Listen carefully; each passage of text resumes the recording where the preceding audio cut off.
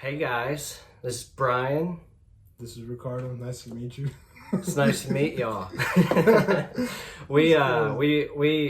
Last week we were just we volunteered for this Middle Eastern festival, and Ricardo and I were just chatting, and we wanted to start making some videos because he moved into town.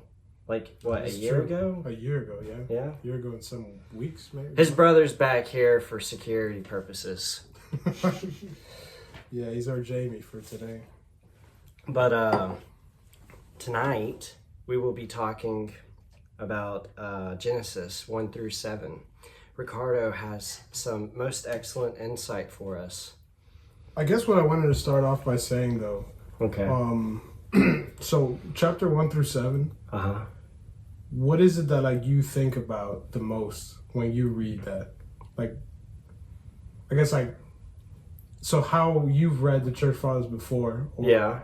Like in. I like to stick with like a more like sort of mystical approach. If that's what you mean. Mm-hmm. Like people try to rationalize like modern science and stuff. Yeah. Or they'll either be like, no, it's 100%. They'll be fundamentalists where it's like, it's 100% what the Bible says. Anything else is heresy. Or they'll be like just super lame about it and like totally science. I think it's a little bit of 50-50. a little bit of both. Yeah, that is true. I mean, there is like tradition definitely where some of the parts are to be taken literally because it's part of the doctrine of faith. Like it's a dogma that Adam and Eve were literally people. Like two people. Exactly. And that we are descendants of them. Or just the fact that we're in a fallen state, or well, at least before the coming of Jesus. Mm-hmm. So, which is interesting though, because 23andMe, you know, they're in the news right now because they went private and their whole board quit, which really sketches me out because I did the test. Yeah. And if you look at haplogroups and everything, it's like you go back far enough and it's like humanity originated from one man and one woman, like on this, you know, sciencey app or whatever. It's kind of funny. It's like, wow, you don't say. Yeah, it is true. No, it is true, definitely. And that was like one of the main arguments that they would make against religious people. It's like, how could it possibly come from just one couple? Mm-hmm. They thought it was like, I guess like a milkshake of people. Yeah, and then they talk about the chicken and the egg. Yeah. Which one came first? And they said it had to be the chicken. Basically. Because all the genetic code from the egg comes from a source. And so, I guess like in light of all those different approaches to Genesis, the way that the church fathers are always taking it is just emphasizing, and it's sort of like reading back into scripture, basically. So it's always having Christ in mind when reading the Old Testament. Okay. Which is probably different how the Jewish people would have read it in the time, like when it was read in the temple. They sort of see like maybe just the outline of a foreshadowing, but they don't really have any idea. Right. So basically except for the prophets. Prophets probably saw things, I think. Yeah. No, Abraham definitely. And all of them. But that's also like one of the things that they put into question, as in, if we read so much into it with Christ in mind, are we being true to like the way or the intention of the writer? Right. Well, when seeing the scripture. Once we get to Isaiah, I think it'll be a little difficult to, ignore it. That's true. They call it like the first gospel. Yeah. It's like the suffering servant, I think. Isaiah 53. So, yeah. All right. Well, what do you got for us? So first, I'd like to read, I guess, just the first part of Genesis. In the beginning, God created the heaven and the earth was waste and void, and darkness was upon the face of the deep, and the Spirit of God moved upon the face of the waters. And God said, "Let there be light," and there was light. And God saw the light, that it was good, and God divided the light from the darkness. So I kind of want to talk a little bit about this. Mm-hmm. Have you ever thought that there is some inconsistency, or has it ever popped up? Not that it's a bad thing to ever like question. I mean, that's what it is with the Bible. I guess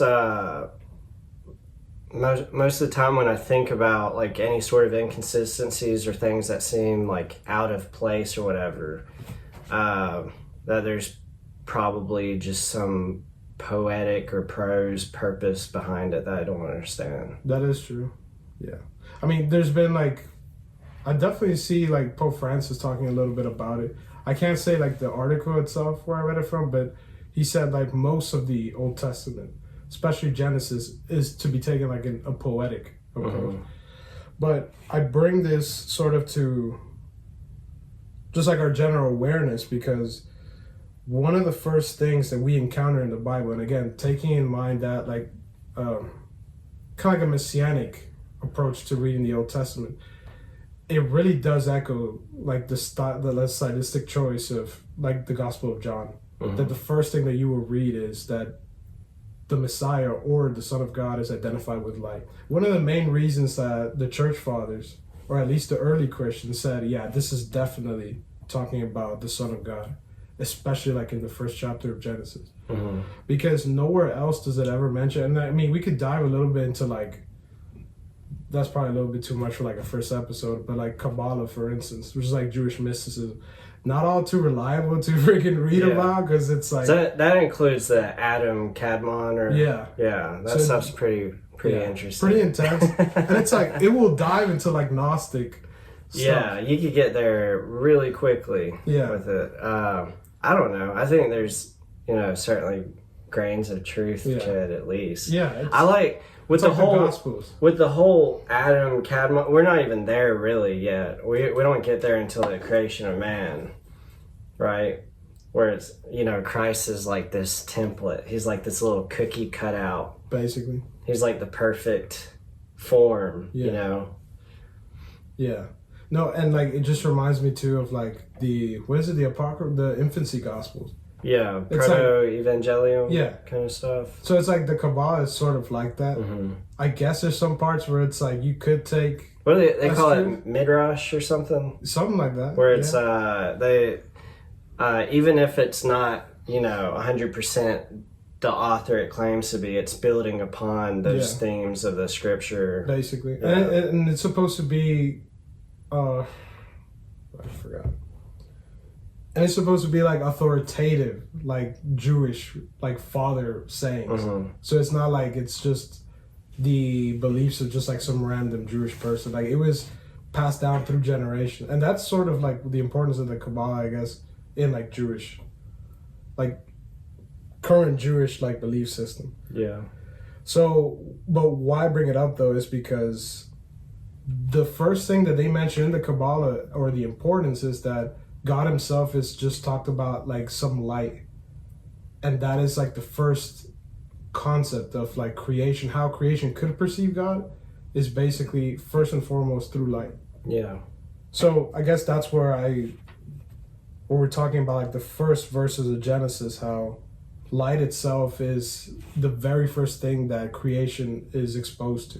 There were these, I was reading the Travels by Marco Polo like a couple months ago, and there's like this sect of Gnostics, or like Eastern Christians that were heretics, and they worshipped like a fire, like an eternal flame that they had. I forget what they said the source was. I think it was maybe like one of the three wise men brought it back, and it was like this flame that they kept alive, and they would burn things with it, and it was just like this continuous flame that they would take everywhere. Yeah, it is true. It kind of reminds me of... But they like worshiped the flame because they were like, this is basically God or whatever, this fire, this light, Yeah, it is true. Like, it kind of reminds me of the Vikings show. Remember when like the Russian... It's like a Tsar. No, not the Tsar. What is he? He's like when he converts to Christianity, he's like burned up in flames. He says something along the lines of that, like fire. I don't remember. Talking about Jesus. It's been so long. Yeah, no, it's last time we watched it was like I think 2-3 years ago. Yeah, definitely.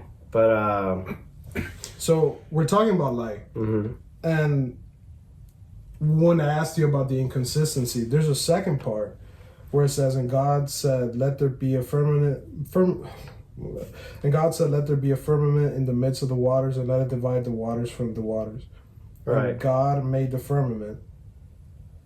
And then he says that he created guiding lights for the morning and for basically the nighttime. Right. So there, for instance, what do you think about that? That there's mention of a light in the first verse of the Genesis book, but there's also talking about guiding lights, sun and moon.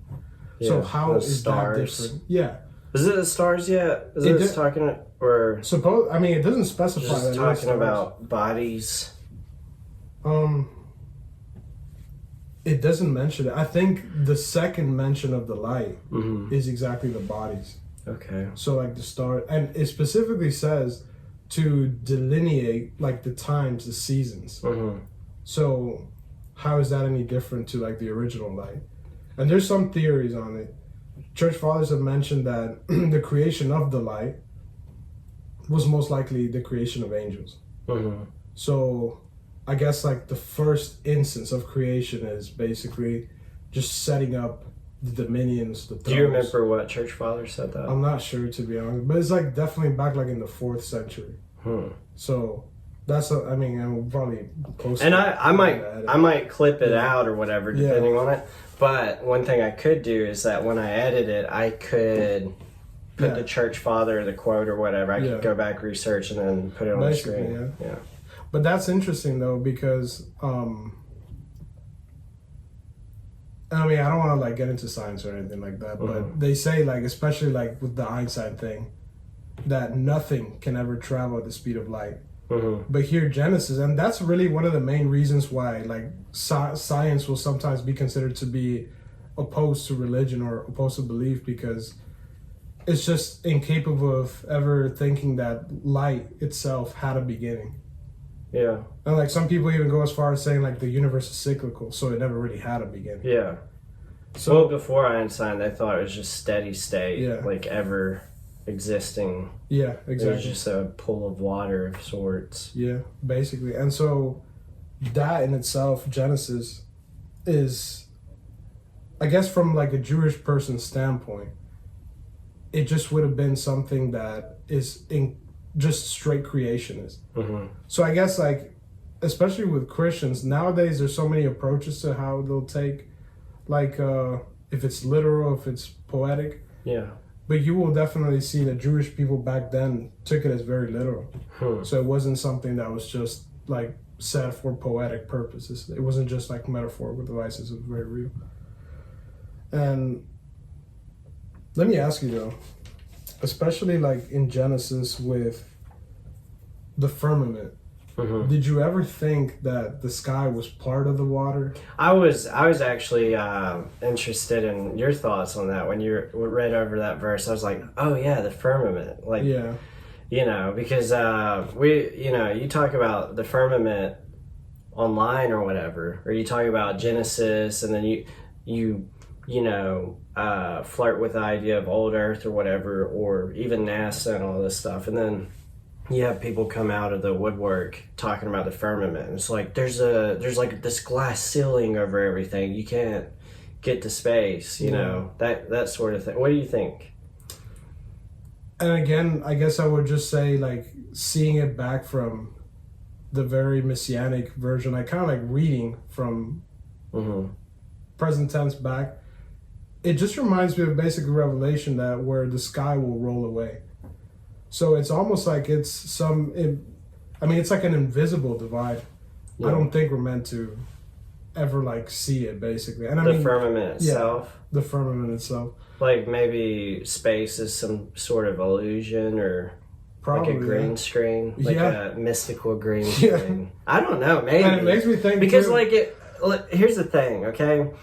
One of the reasons why that would make sense, and people are going to be like, science denial, whatever. Like, we're just talking, okay? But one of the reasons why that would make sense to me is because we have this vision of this practically infinite universe that is supposedly just teeming with life. Yeah. Yet we don't have any evidence of it. We haven't seen a single starship or any radio signals or any flashing lights in the sky. And then people were like, oh well, like maybe they're hiding or whatever. But like if we say like humanity happened into this place, you know, a million years after a different advanced species out there, okay?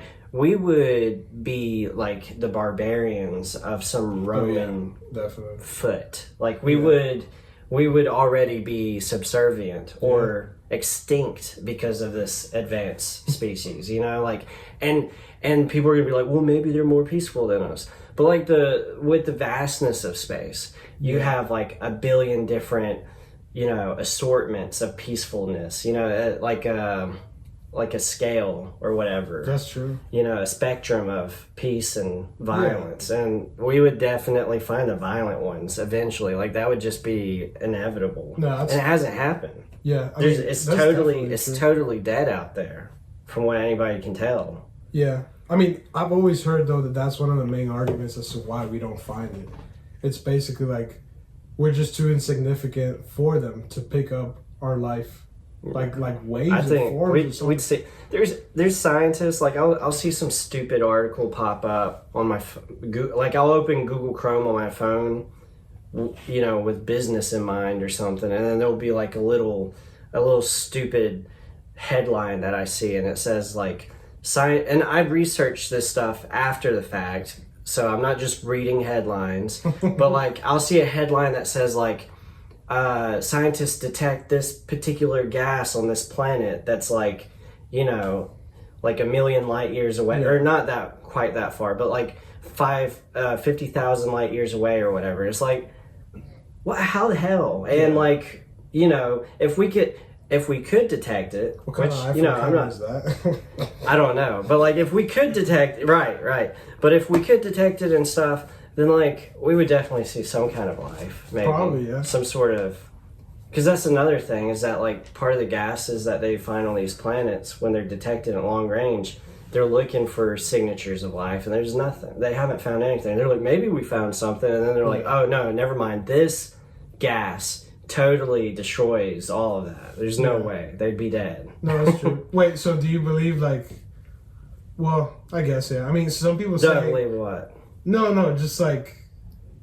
So there are no aliens. Basically. I don't believe there's any alien. Okay. I think I don't mind thinking about it. Okay, I'm not gonna be like, oh no, there's no aliens. my faith is crumbling. I'm not like that. But like, if there's aliens out there, I think most likely it's like the most boring. Probably. Freaking amoeba, or like maybe some squirrel with 7 legs or something, you know, or maybe like just a planet of snakes, and it sucks. I don't think there's, you know, some fantastical alien being out there. That's hilarious, you know. Yeah, I mean, it depends, but I guess back to what we were talking about though. I definitely do think that the firmament is probably something that we don't. I don't think, maybe there is a clear definition as to what the firmament is, but I've always taken it as though it's an invisible thing that God has placed. Maybe it's like the veil. Yeah, definitely. Kind of like the temple, it's basically. Literally the veil. Yeah. You know? Because it is like a shield of sorts. Yeah, basically. Separation. That's a good idea. Maybe the firmament is like this... Yeah. No, but that's interesting that you bring up separation though, because that is definitely one of the big themes in Genesis. And I didn't actually, like, I just realized it now, but also by coming over here, where all throughout Genesis, you will notice that separation is it's a big deal. Honestly, it even explains properly the fall of man, based on, well, Adam and Eve. Mm-hmm. So you notice how the first thing that they do, or the first thing that is written, is that there's a separation of light and darkness. Yeah. Next is the separation of the waters. Mm-hmm. Next is the separation of vegetation. Yeah. Because that's really what it is. Like, let me read it off. Oh, what does it say? And God said, let the earth put forth grass, herb yielding seed, and fruit tree bearing fruit after its kind. Mm-hmm. So there's a separation between the vegetation itself. And it's sort of like God, you know, like God appointed. So he's created different, I guess, like, and I don't want to get like philosophical in that sense, but it's like Plato's like forms. Yeah. He's created the forms already, and it's distinct all from each other. And so when I was getting into Plato and all that stuff, I forget which one it was, but it was like the trilogy of Socrates. Yeah. They talk a lot about the forms, you know, these perfect forms that are, you know, in heaven or whatever. Yeah. So when I was getting into it, I like to think of Garden of Eden as like this place where these forms were manifested. You that's a know, good point. like the perfect tree, the perfect deer, the perfect, you know, whatever, the perfect cockroach, the perfect Honestly, human, you know, and the forms thing, I could go on such a tangent about that, and that relates to the whole Kabbalah and Adam Kadmon and all that stuff, because then you have like the Logoi and like these like crazy, individual thoughts of the creator, you know, these portions. I have forgotten these about like that. pieces of perfection. That's a good point, because I mean, even like, and I know this is probably like if it's the first time watching, it's probably like over your head or something, but no, our audience is so intelligent. It's over my head, guys. But the logos, that's what it was originally meant to be. Yeah. So it holds basically everything in it. Yeah. Because that's what St. Paul says, basically. It says that, well, especially when he's speaking in I'm going to butcher the name, but Areopagus, I think. It's in Athens. Okay. Where he says, as some of your poets have said, of course, like he makes like an allusion to the Greeks' idea of God, but he also basically pulls it to favor his argument that Jesus, or the Logos, encaptures the whole universe in itself. So it's sort of like that. Like is that the same part where he gets to the unknown God? Yeah, the altar to the unknown God. Basically. Yeah. Okay. Yeah. So it's like, and especially in relation to Genesis. And what's cool though is that the Romans, they had Sol Invictus or whatever, the unconquered sun. Yeah. And that's like a light.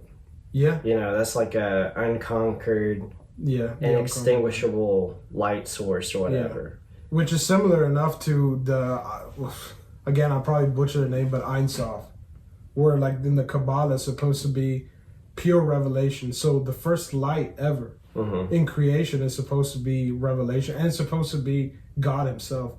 So there is no distinction. And that's also a pretty big theme here in the book of Genesis, that there is no distinction between God and, or at least in the Kabbalah like tradition, there is no distinction between the light and God himself. And we notice that too, especially with the creation of man in Genesis, because everything else is supposed to be sort of like he just created the forms.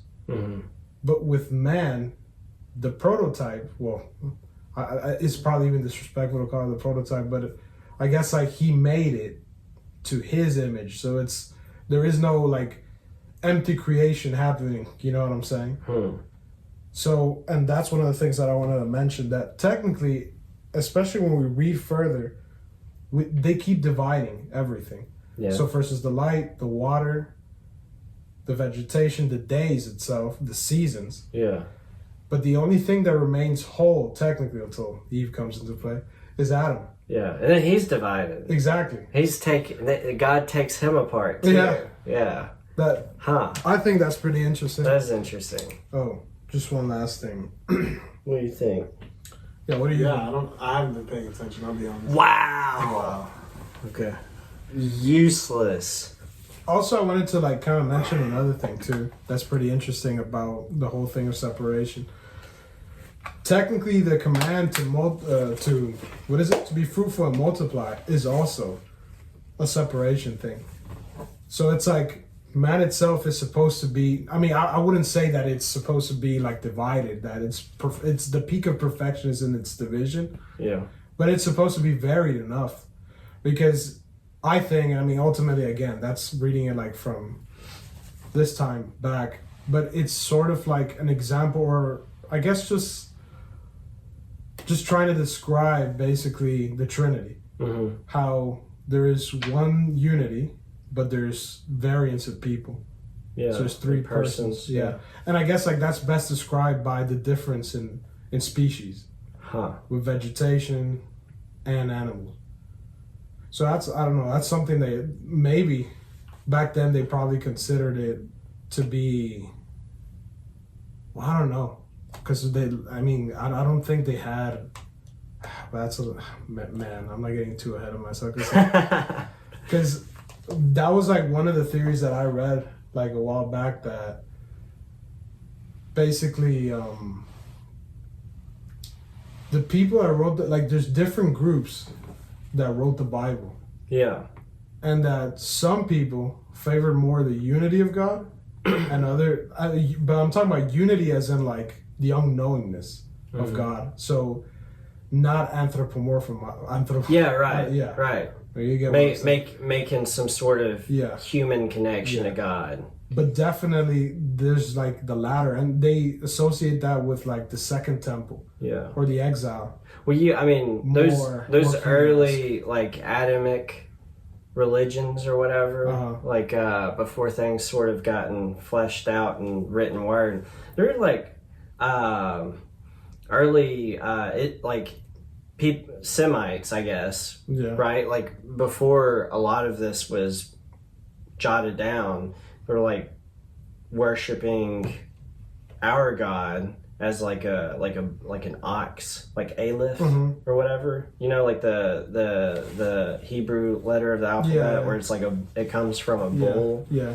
And then you have like a bunch of like Middle Eastern religions back in the day that had like this like bull figure sort of. Yeah, no, that is true. Yeah, because even the alphabet itself, like, and I mean, not that it's a valid justification as to like why people were pantheistic back then, but definitely you could see, I guess, because they held this, and it's like a common belief, I guess, like in the ancient world, that because they all saw the beauty of creation, they just had to associate it somehow to God. And I think that's like the safest way, you know what I'm saying, to basically it's the safest way for you to say, okay, this is how it relates to God. Yeah. It's varied, just like there's not one person in the Trinity, or there's not one person in God, it's three persons. So that sort of multiplicity in a sense.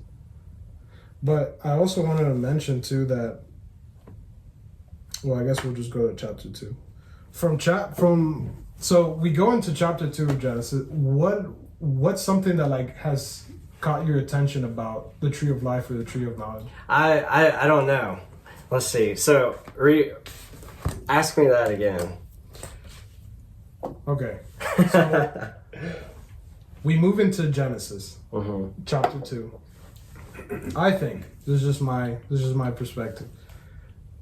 Again, this theme of separation is still in play, because you still see kind of like a duality of sorts, like tree of knowledge, tree of life.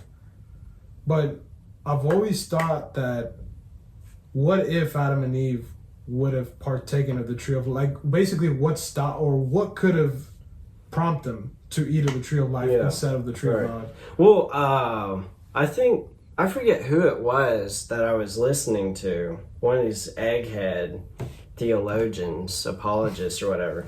But I think they made the case that the tree of life, or the tree of good and evil and whatnot, was our inheritance. It was like promised to us, and God would have given it freely in his timing or whatever, but we effed it all up and we took it. Same thing that because it's the same argument that Satan like tempts us with things that are going to be ours or would be ours, right? Like Satan tempts Jesus with possession of the earth and everything, right? That's interesting. In the desert, he's like, "I'll give this all to you." It's like it's already his, dumbass, you know. Like, so like funny.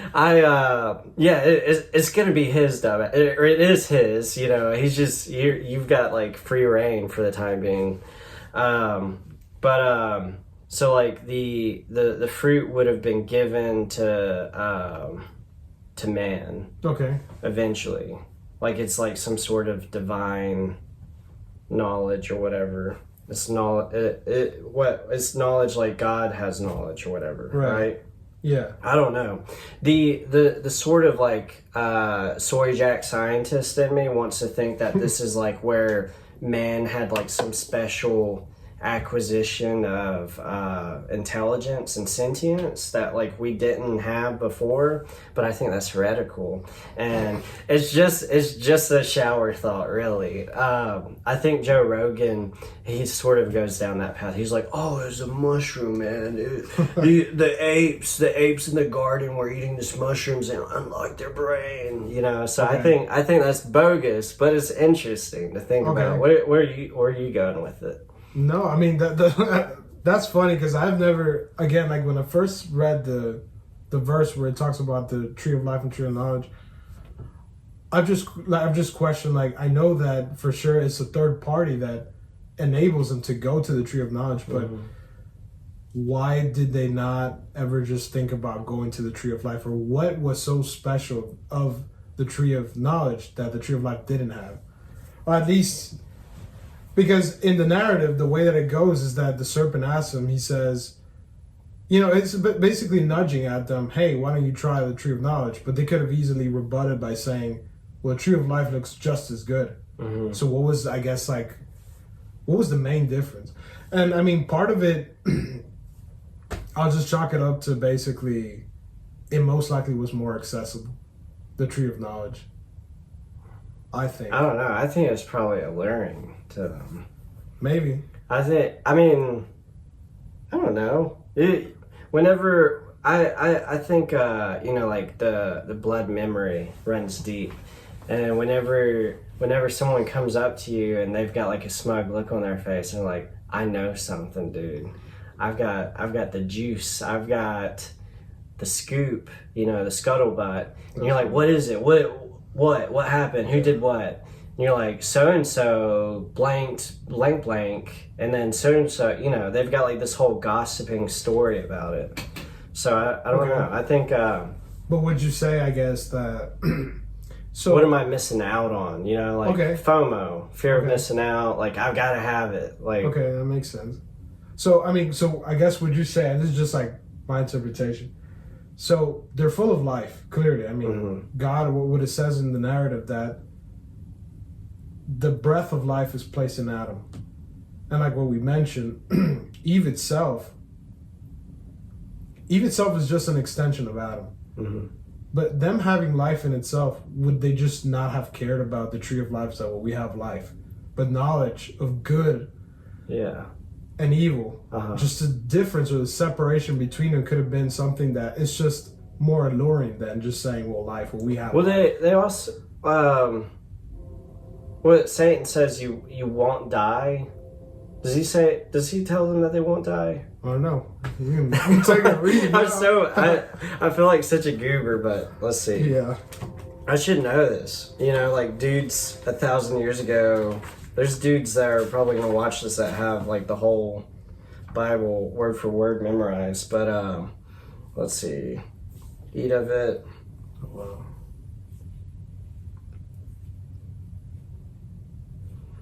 And the woman said unto the serpent, of the fruit of the trees of the garden we may eat, but is in the midst of the garden God hath said, ye shall not eat of it, neither shall ye touch it, lest ye die. And the serpent said unto the woman, ye shall not surely die, for God doth not know that in the day ye eat thereof, then your eyes... This is like an ancient Bible. I'm sorry. This Bible is like all falling apart, but it survived the Blitz and everything. But anyway, like, you know, Satan lies. Yeah. It's like, you're not going to die. Yeah. It won't kill you, you know? Yeah. But I don't know. Maybe there was a sort of inclination to Adam and Eve, or maybe just Eve, I don't know, to know death or to know drama, you know, because like women, they love to watch like the Real Housewives, and they like to stir things up. So like maybe that was maybe that's why Satan came to the woman. He was like, we can work with this. We can get some things working with the woman. No, that really is funny, because And I mean, I know we haven't read it yet, but Why don't you bring it up on your phone? What do you mean? Do you have a Bible on your phone? Yeah, I could look it up. Yeah, I don't want to read King James anymore. It's giving me a headache. Like NIV? It's not the wine, it's the King James. Yeah. But I also wanted to kind of like to bring to the attention, like, give me a sec. The RSV 2CE. RSV? Yeah, RSV CE. Something you said though. So yeah, maybe Eve probably. I mean, this is just like, it's just an assumption. It's just like spitballing, but Eve, I guess, like her inclination to just know drama and just to know, like basically everything else that is not part of her normal. Just her normality, whatever.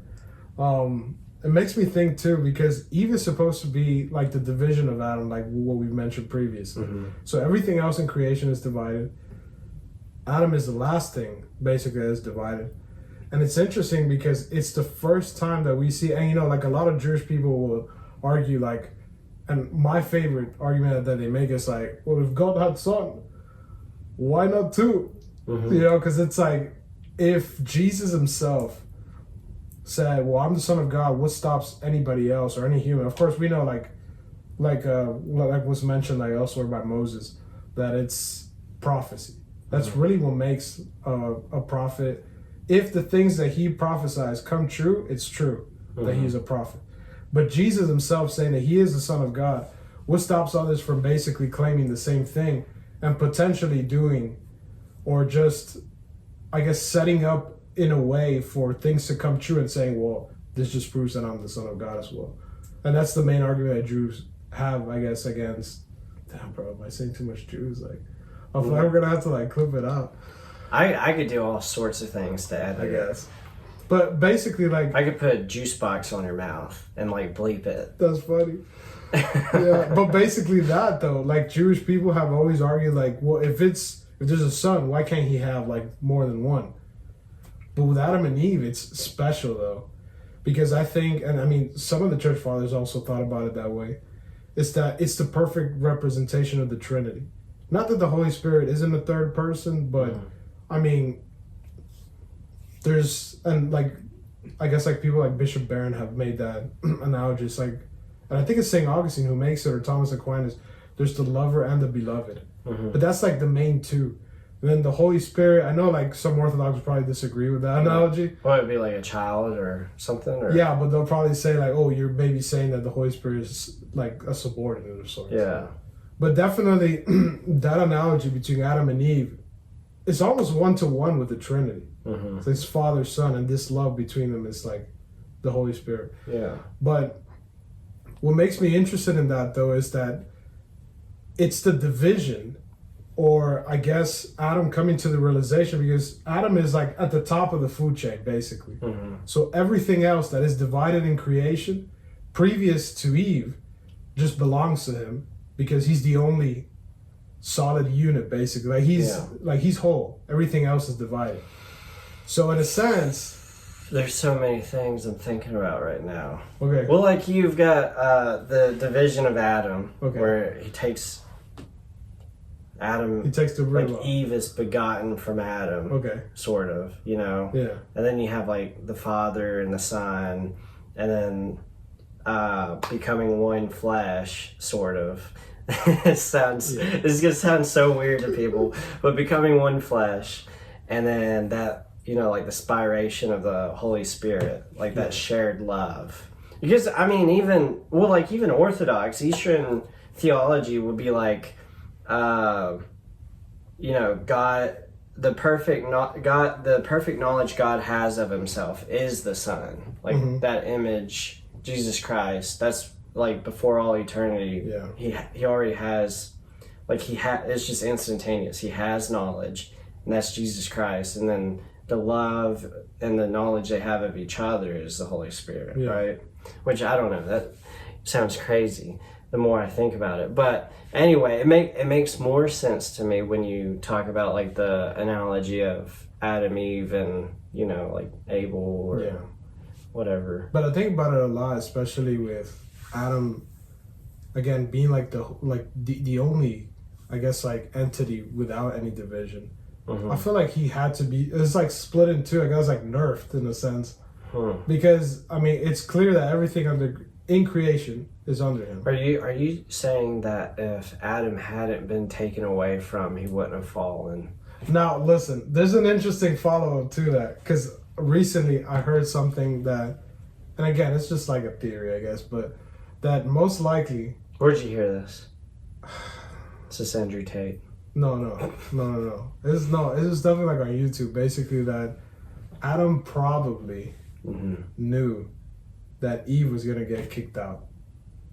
But he took it anyway out of love for Eve. Yeah. So, I mean, it just, I guess, plays out like the whole... Well, that's not very helpful for the feminists in the comment section. Because they're always like, it was Adam's job to tell Eve not to do it or whatever. You know, like Adam should have said, we're not having this for dinner. It's his fault ultimately because he was like, he had authority. Yeah. Or whatever. But he loved her. Yeah. And that's like that's the trope of like every mobster movie, any movie really. You have a man, you have a woman that he's simping for. Yeah. And then everything just goes straight to the toilet. Right?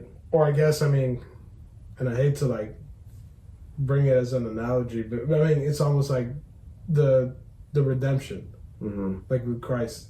So he comes down to earth, he endures the pains of crucifixion and everything for his regarding woman. him. Yeah. For the bride. So it's like he's not even supposed to go unto death. I mean, he's never sinned, but he goes through it for his woman. So we're his woman. Just food for thought. I'm his woman. You're his woman. We're all his woman.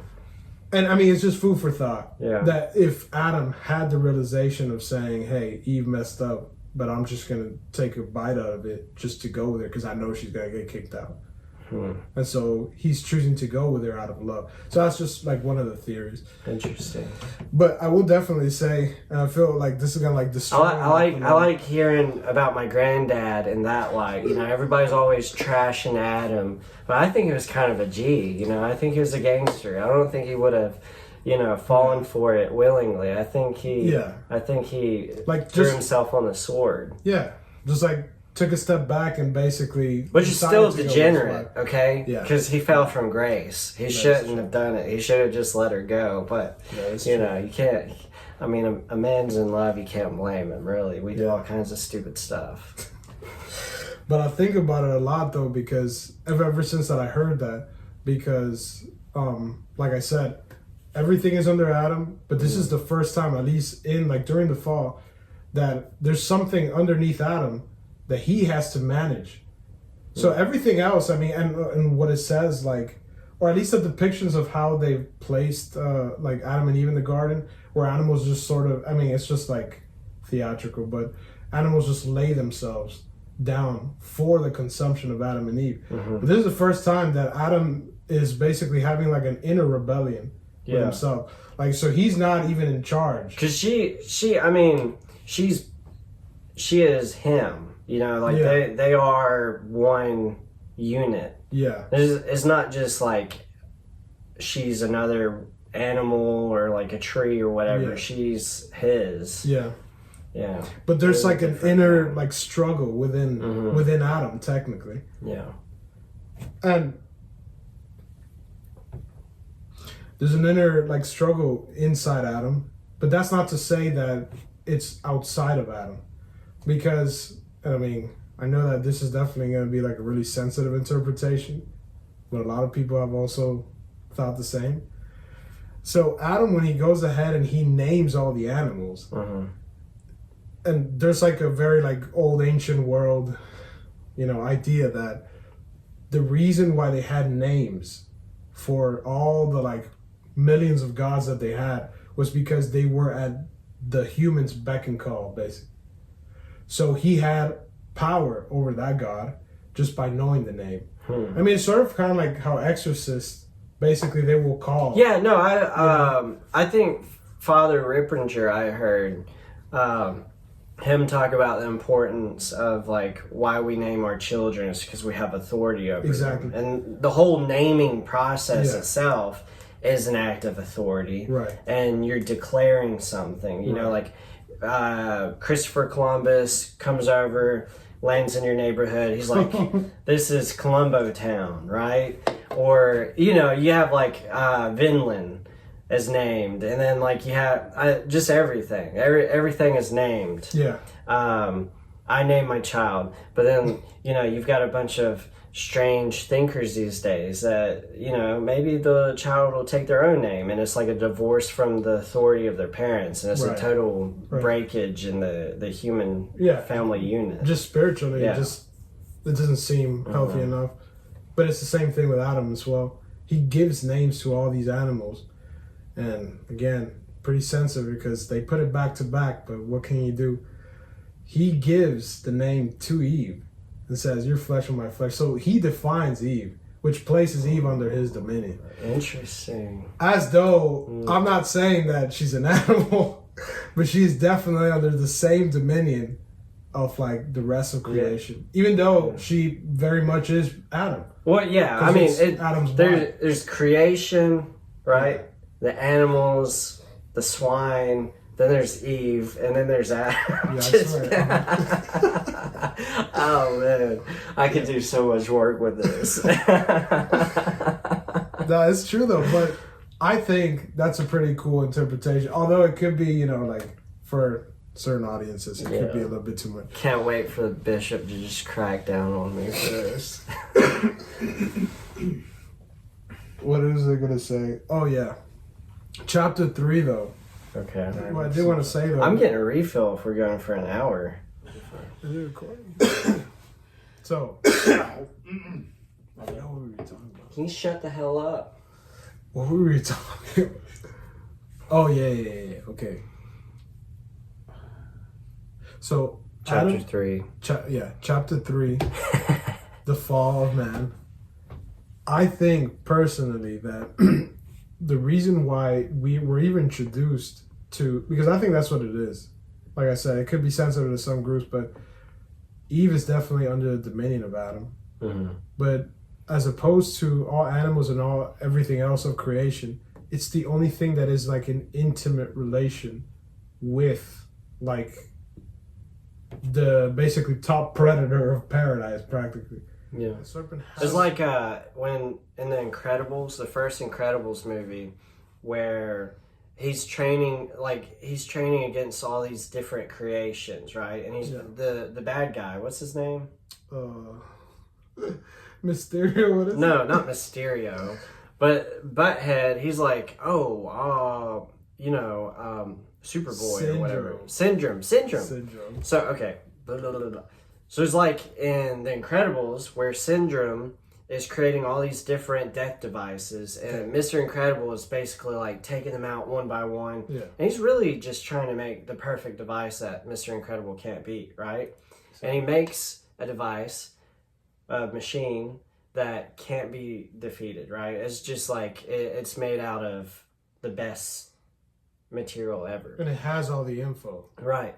The only thing Mr. Incredible figures out that can destroy it is itself. Mm-hmm. You know, and he like crawls inside or whatever, and it like freaking pierces itself because that's the only thing that could take it out is its own flesh. Exactly. So Satan was like, hey, I know how to take Adam out, because Adam, this might be sensitive to some people, Adam was the real goal, okay? Because, you know, what, God, it's like Omni-Man, God could have just taken another rib, start again, you know, maybe the whole Lilith thing, that's bogus. Yeah. Right? That's bogus. But if there was a Lilith scenario, God could have just started again, you know, pulled another rib from Adam. You know, we've got, what, like 20 of them or something. So that's Satan was like, if I'm going to take this guy out, I'm going to use Eve, and that's going to be my... Yeah. Because that's what he's made of. Exactly. Eve is his material. Exactly. And I think that's what's interesting is that the rebellion goes from the bottom up. Mm-hmm. So animals are supposed to be obviously underneath Eve. Yeah. And it has to go through basically, it's almost like going Reaching through toward middle heaven. management, basically. Almost, yeah. And it has to read exactly. Hey, that's an interesting thing, though. Satan was like, this is my way back. Yeah. So I'm going to take them down, I'm going to destroy humanity, and then I'm going to get back at God. Yeah. And I'm going to climb up this ladder, so he's going to possess a snake. That's a pretty Wonder if thought. Maybe Satan possessed like an amoeba or something at some point. That's kind of like the start of like the Minions, you know? Yeah.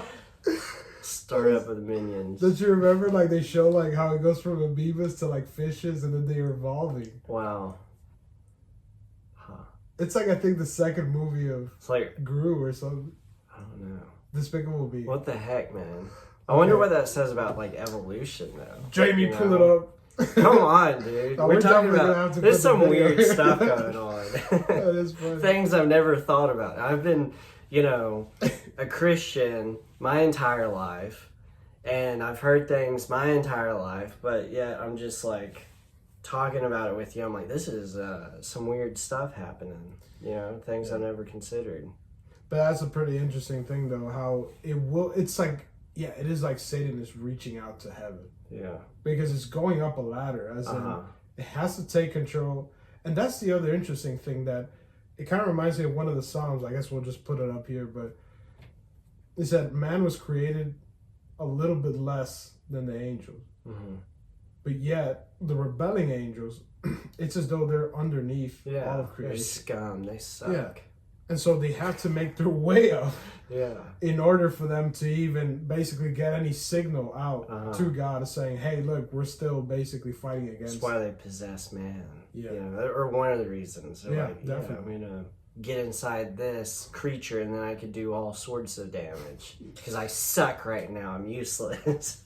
That's basically it. And so Eve is like the weakest link. Mm. And I mean, a lot of people have made that connection as well. It's like, that is why the first person that sees Jesus is a woman, is Mary Magdalene. Mm-hmm. So as the fall of man goes, Satan first tempts the woman, and then it reaches Adam. Same thing with the redemption, reaches woman. And not that, there's like some sort of like escalation to it, because we know redemption was just one single event. But the first person to see basically a glorified Christ is supposed to be a woman, because they're the first ones that were in contact with a third party that made them fall. Wow. Yeah. That's crazy though, man. Like it just seems so obvious, but like the way I'm thinking about it right now is just from a different perspective, I guess. But like, so you have everything we've talked about, how Satan's like basically trying to reach back up out to God in a rebellious way or whatever. Then you have Christ coming through Mary, through the woman, through man, coming down, and then reaching up to, he reaches all the way down. He, goes into paradise or hell or, Abram's bosom, whatever. And then he ascends into heaven, So it's like this total reversal of sorts, like this path made, and like what he's referred to as like the Jacob's ladder kind of. Yeah, it's like, and I hate to bring it up, but it's like the Kabbalah thing as well, where it's like there's kind of like a top side of the right. Maybe that's what I'm thinking of. Yeah. Because like in Jewish mysticism, that's how they put it as well, that the tree, well, I wouldn't say tree, well, they eventually equate it to the tree of life, but the ladder, Jacob's ladder. So stupid. Yeah. Can we, look, let's just talk about it right now. Let's just air our grievances about how frustrating this is. So these mystical brothers of Abraham, right? they have this idea of the Adam Kadmon, right? Yeah. And they even illustrated it, okay? Yeah. And the illustration is literally, right? Is literally a dude like this. No, very seriously. It is like a hierarchy of things leading all the way up to God, like this crown of wisdom or whatever, right? And I'll put it up on the screen as well. But it's like, hey, dumbasses, don't you think that kind of looks a little familiar? Don't you think maybe like that T-pose looks a little familiar? Like maybe Jesus Christ on the cross? Maybe, maybe we're talking about a similar thing here. The seeds are, and people, like we're going to have Catholic brothers be like, oh, you guys are just being crazy with all this mysticism stuff. But in our defense, okay, grain of salt, right? In our defense, the whole seeds of truth, lesser lights, it's worth noting, and there's been Catholic studies on the Kabbalah and all this stuff by the Vatican, where they're like, Christian Kabbalists and stuff, we're going to take a look at it, consider it. They see the same things that we're talking about. It's very peculiar. So all I'm going to say is just very peculiar. Yeah. And I will say this, though, that as far as that Jacob ladder, at least the way that the Jews had basically made the ladder was that from the bottom to the top, because Earth is considered kind of like a middle, Midgard. Yeah, basically. It's like Middle Earth. And so it definitely is like the neutral position, and then upwards is where angels will climb up, and the bottom, at least that's how the Jewish the Jewish mystics have it, that the bottom part is basically just demons. Mm-hmm. Like demons will climb up that ladder. Tartarus. Yeah. The Titans. Yeah. Which is crazy. Dude, we could talk about so much. Dude, it's too much for just like you guys don't even know. No, yeah. You don't even know. We're going to give Jimmy Aiken a run for his money. We're going to be half as correct. That's yeah, probably. It's going to be like, oh, let's not watch that, dude. So Radical is what not to do. Yeah. But, yeah, so it's just so obvious. So Satan has to go from the bottom up. Mm-hmm. And it's a perfect representation also of like the human condition in a sense where, we'll talk about it later with Cain and Abel, but every single sin, as Jesus says, it's what comes from within, outside. Yeah. So it's like, it has to go up through some like stairs. It's all this motion. Yeah. Just everything's motion. Right. Moving up, moving out. Exactly. Coming in, and coming down. Yeah. Yeah. But it's interesting that Satan has to basically, it's almost like he has to rebel against the superior Adam. Mm-hmm. Even like in the form of a snake, which creation is supposed to be inferior. And so, I guess, we'll give you what did that stupid ass snake do? Yeah. Wasn't it a special snake though? It's supposed to have had like arms and legs. Well, yeah, I know that part, but it's something apart from like the animal kingdom in a way. Maybe. I don't know. Yeah. I've got some pictures. I'll put up a picture right here of it, what I'm talking about. But I forget what that was. Damn. It would be nice to have like a doctorate in theology right now. To not say anything wrong. Yeah.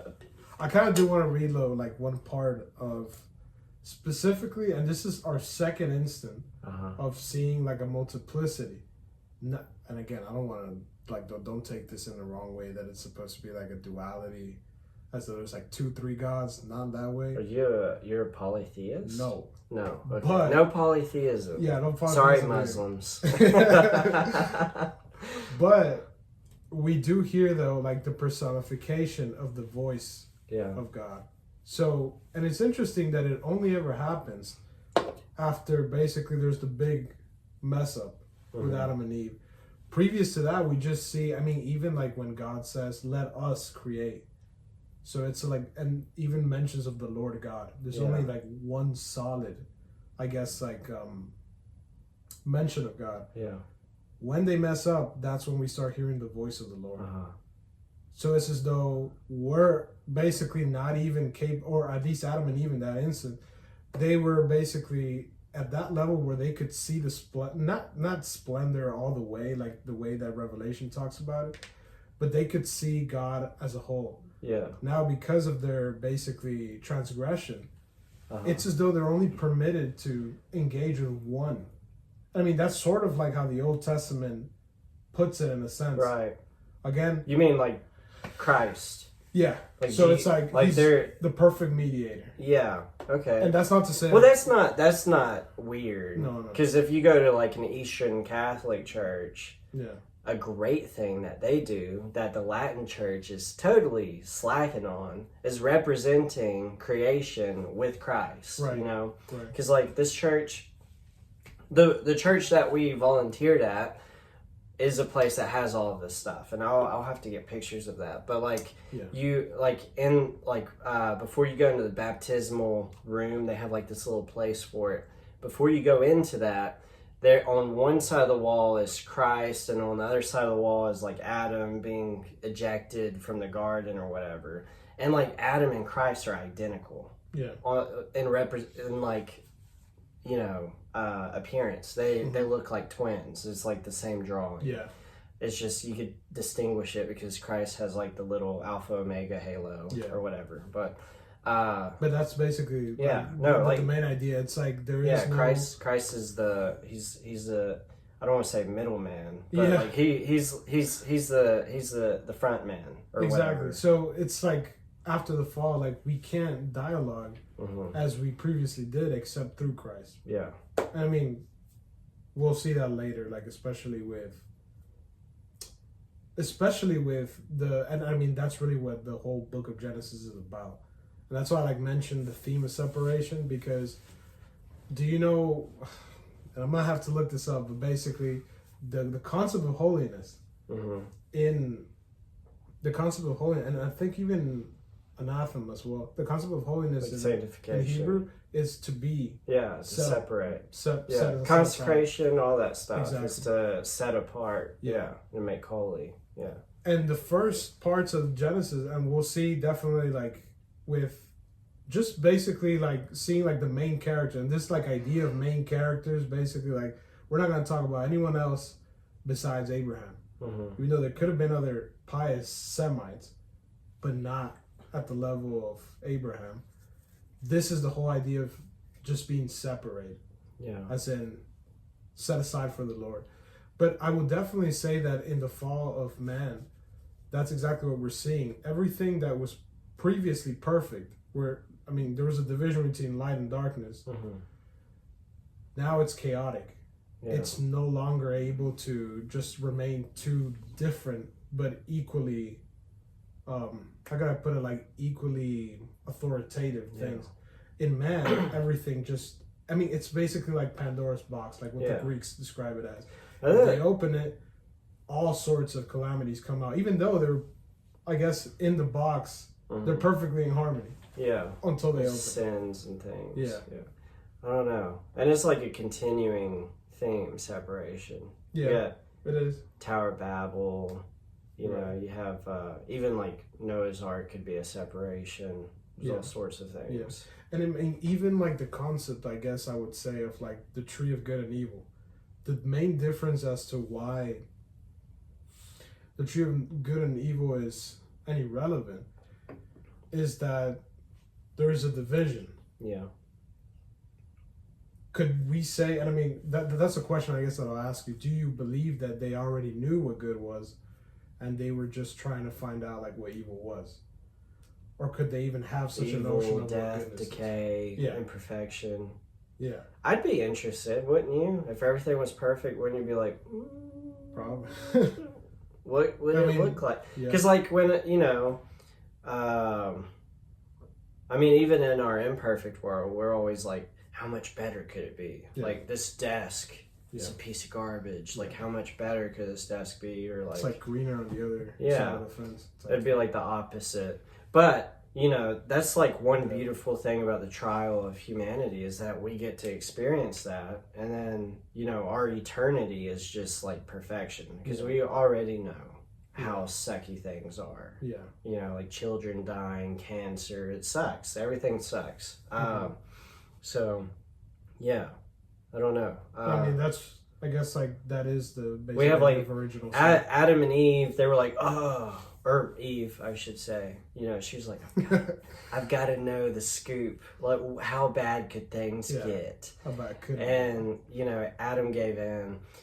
We get like the opposite. We're like, how good can things be? You know, it's everything's just so perfectly, you know, balanced and just the payoff is great with the Bible. You know, just as a work of art, it's just everything is so poetic and harmonized, and there's all this parallelism. It's just crazy. Yeah. No, but that is interesting. Like when you bring up, why is the light like that? Why is the light yellow? Was it like that before? Yeah, it's always been like that. Are you serious? Yeah. I turned it it. in Mexico right No, no, this is a Mexico tent. Okay. We're Mexicans. I guess so. I want to, well, like with this lighting, this certain shade of light, my skin is almost like complementary to yours. That's funny. No, but I will say that though, that so previously to the fall, you would see just division and everything is scattered. Yeah. But that's like the beautiful thing of Noah's Ark. Or, I mean, I guess we could go, like, we probably don't have enough time to be able to see, like, Noah, what is it, like the genealogy? Basically, this man begot this. God's answers to the disparities and the scatteredness is bringing everyone into one ark. Yeah. Very similar to where the Gospel of John mentions how everybody has to come into one body. Yeah, one body. Yeah. Silly Protestants piss me off so much. Yeah. Because, you know, they're like communicating with saints, you know, which are, you know, they're separated, they're made holy, sanctified, and they're in perfect union with God. Yeah. They're portions of God, according to Maximus Confessor, you know, and Christ, the mediator, is like this telephone line that unites the entire church, because we all are mystically one body. You know, you have the mystical body of Christ, which is like this union between the bride, the church, and Jesus. And it's like, of course, like that makes perfect sense to me. Like, communicating, like if this tabletop communicates pain to my finger, the finger communicates that all the way to my brain, the head, which is Christ. Yeah. That's what like intercessory prayer is to me. Yeah. And we'll see that especially in how like the Jewish people, like in the Old Testament, that is how they worship. That is how they understood it.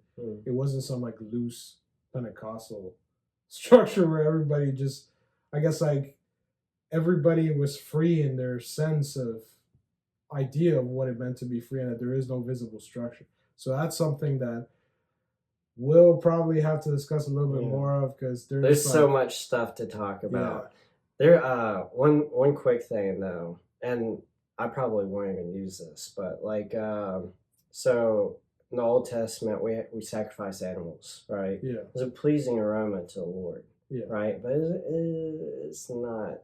It's just it's just sort of the template of the sacrifice that will happen, which is Jesus. Right. So it's like us taking something beneath us, animals, sacrificing, trying to reach upward. Right. And then Christ comes down, and then we ironically sacrifice him to God. And that's like what gets us all the way up back into heaven. You know, like. Yeah. It's like a perfect example of Jacob's ladder. Yeah. It's like walking. Think about it all night. I'm going to have some weird dreams. Probably. But yeah, I mean, I don't think I have that much to say anyway. But I will say though, probably for the next video, I do want to talk about still from the time of Noah and a little bit before, because this might be like a little bit again talking about like rural and city life, because that's like as old as time. But just something to consider. But you've gotten to experience that recently with your move. And I will definitely say though that Genesis is just so full of, I guess, just like just food for thought, really. That it won't. Yeah, sorry guys, my phone died while recording that, and so you didn't hear the end. But Ricardo and I plan on making more videos about our Bible study together. Probably other things too, like social commentary, all that kind of jazz. Hope you guys enjoyed it. Still sorting out what we're going to be doing, how we're going to be doing it. So consider this like a prototype. Thank you for watching.